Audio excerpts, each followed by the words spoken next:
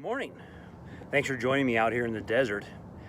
It's sort of like the Wild West out here still, because in the distance you can hear some gunshots from target practicing, and you can also hear the quail behind me. It's looking for breakfast. It's a nice morning with the sun rising behind me also. And I'm thinking again about this question: why study Christianity? I teach Introduction to Christianity at the university.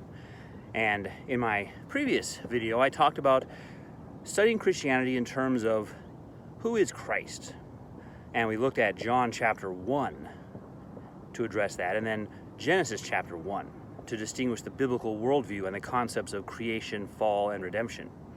This morning, I'm thinking about a first chapter that I will use to introduce Christianity. That is Romans chapter 1, especially Romans 1:20 and 21. I'm thinking about these verses in terms of what they say about God. Just like Genesis 1 began, in the beginning, God created the heavens and the earth. So we have this sense right away, this reality that only God is eternal, only God has existed from eternity, and all else is created by God, and that creation is a revelation of who God is. And Romans 1 then also affirms this, saying that the invisible properties of God, the eternal power and the divine nature of God, are understood from the things that are made.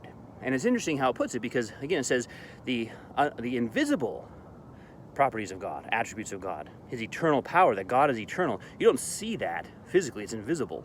You couldn't see that physically. And the eternal power and divine nature, the properties of God are not things you see. You might pick up one of these stones and you see its properties, or the clouds. You might study the clouds, you see their properties. That's not how you study the properties of God, the invisible things of God.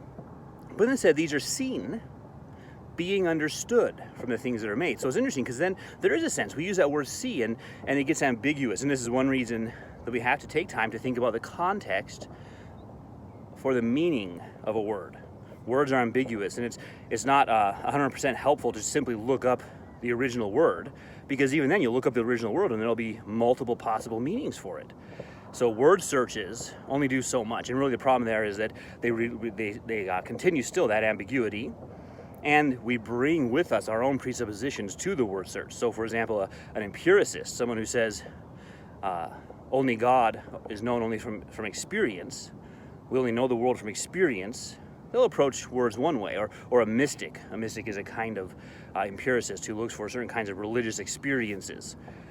There could be Christian mystics, but there are also mystics in other religions. You might be familiar with New Age mystics who seek a certain kind of experience of the supernatural, or Hindu mystics, Islamic mystics, Christian mystics, and they share this in common, that they're looking for a kind of experience. They're a sort of empiricists, and they want to know about the supernatural by having experiences.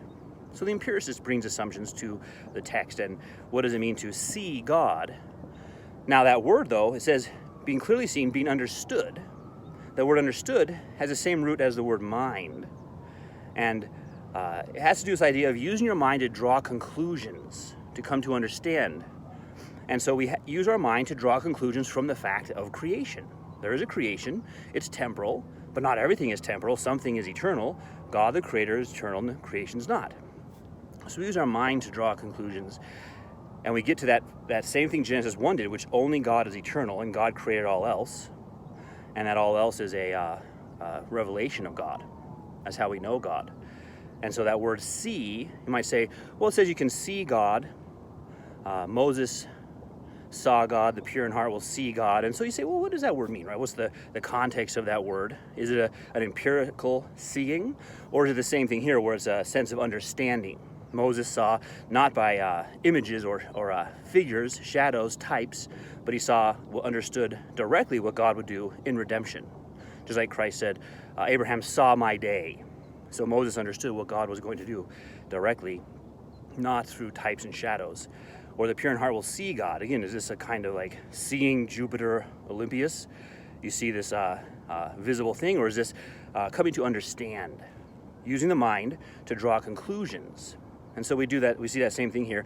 And then there's another piece to the passage, which is that because these things are understood from the things that are made, we're responsible. We're without excuse for unbelief. And part of the biblical worldview that comes up in Genesis 1, 2, and 3 is how humans try to excuse their sin. They try to get out of responsibility. And just like in Genesis 3, they're not able to get out of responsibility. They failed to do what they should have done. They believed the lie, they could be like God, that there would be no death upon as a consequence of eating. So too, persons don't know God, not interested in knowing God, and they excuse themselves and say, well, it's very hard to know God, or God is distant, or God is hidden. It's unclear. Maybe God exists, but only probably exists. Maybe we can use our reasoning to get to God, but it's a kind of a multiple step and difficult process. We don't, and as a reasoning, I'm using that word on purpose as a verb, as opposed to reason itself, the laws of thought, but reasoning, a process of thinking, as opposed to, there may be steps, but they're clear steps where we distinguish things that are clearly different, like the creation and the creator. We don't confuse those two. There's no excuse. So the second part here we're looking at, first part, God's invisible properties are understood from the things that are made, and then the second part, so that unbelief is without excuse. We ought to know these things. There's no excuse in all the history. Think of all the history of the world, all the history of an individual has to do with, in many cases, these excuses we bring up and try to excuse ourselves and say it's not my responsibility or it's unclear. The word faith might be taken and used to mean blind assent. And I have faith that God exists, but you could never know. Anyone who says you can know is being prideful and arrogant. So, Romans chapter 1, God is known, understood. We use our mind to draw conclusions. And we use that word understand. We use see. I see, I get it, right? We use it that way. Not so the empiricists might say it only means the visible, and you have this visible representation, and then might see your mind can see it too. You close your eyes, and you still see in your mind that visible representation. But the image in your mind is not the same as the concept, which is not the same as judgments, where you put concepts together, like God is real. That's coming to understand. So we want understanding, and understanding can be tested. We want to understand God, to see God. And we see God through the works of God, directly, as opposed to types and shadows. Immediate, maybe you could say immediate. One way might say, well, I'm immediately spoken to, as opposed to through types and shadows, versus immediate could be used by an empiricist in a different way. Immediate by the empiricist means direct vision, like I see these stones in front of me, not through inference. Or it could mean immediate, not through symbols. So I'm using it that second way, not through symbols. Understanding, though, still is through the mind, that process of the mind to draw a conclusion. And the eternal power, divine nature of God are clearly seen, so that unbelief is without excuse. Romans chapter 1. That helps us then go back to, in the previous video, what is said about John chapter 1, and why the Logos became flesh and dwelt among us, to understand who Christ is. Why is redemption by Christ, the eternal Logos, necessary? So why study Christianity? We've covered John 1, Genesis 1, and now Romans 1, and how we come to understand God, and that creation is a revelation of who God is. Thanks for joining me out here.